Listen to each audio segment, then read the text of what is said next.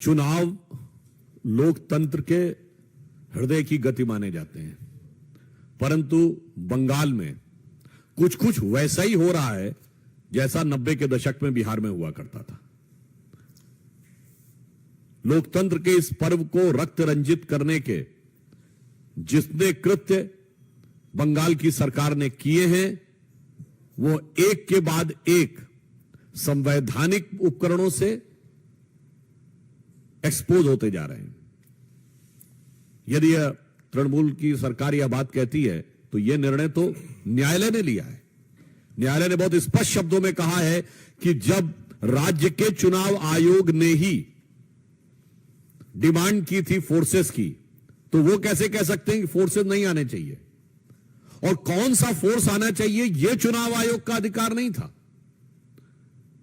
चुनाव आयोग यह मांग सकता है कि मुझे सुरक्षा बल चाहिए, कौन से चाहिए, कैसे चाहिए, यह उनका अधिकार नहीं है। यह प्रश्न करने का अर्थ होता है कि उनके मन के अंदर का जो भाव था कि वो दुरुपयोग करना चाहते थे। मुझे लगता है कि चुनाव आयोग इस विषय के ऊपर पूरी नजर रखे हुए है, और चुनाव आयोग ने यदि सतर्कता नहीं रखी होती, न्यायालय ने यदि कड़ाई के साथ निर्देश नहीं दिए होते, तो ये चुनाव बहुत ही विभत्स हो सकते थे। परंतु हमारे कार्यकर्ताओं की जिस प्रकार से हत्या, प्रताड़ना हो रही है, इसके उपरांत भी जिस दृढ़ता के साथ वो लड़ रहे हैं, वो लोकतंत्र के प्रति भारतीय जनता पार्टी की निष्ठा का प्रमाण है। और जो कुछ पश्चिम बंगाल की सरकार कर रही है, वो लोकतंत्र को किस प्रकार से सत्ता का दुरुपयोग ही नहीं, सीधे हिंसा के द्वारा प्रभावित करना। क्योंकि पिछले चुनाव में एक बहुत बड़ा हिस्सा था जिन्होंने वोट, मतलब सिंगल नॉमिनेशन हो गया था, अनअपोज्ड। मगर उससे ज्यादा बड़ी बात यह है कि इसमें किसी को भी न लोकतंत्र की समस्या नजर आ रही है, न लोकतंत्र में हत्या नजर आ रही है। क्योंकि ये सब वो लोग हैं जिनको किसी भी प्रकार के कृत्य में बस भारतीय जनता पार्टी और मोदी जी के विरोध का सुंदर संगीत नजर आता है। चाहे व्यक्ति कार्यकर्ताओं की हत्या हो जाए, चाहे लोकतंत्र रक्त रंजित हो जाए। देखिए, बंगाल में लगातार हिंसा जारी नहीं है, वर्षों से हिंसा जारी है, और हिंसा जारी नहीं है, उत्तरोत्तर बढ़ती जा रही है।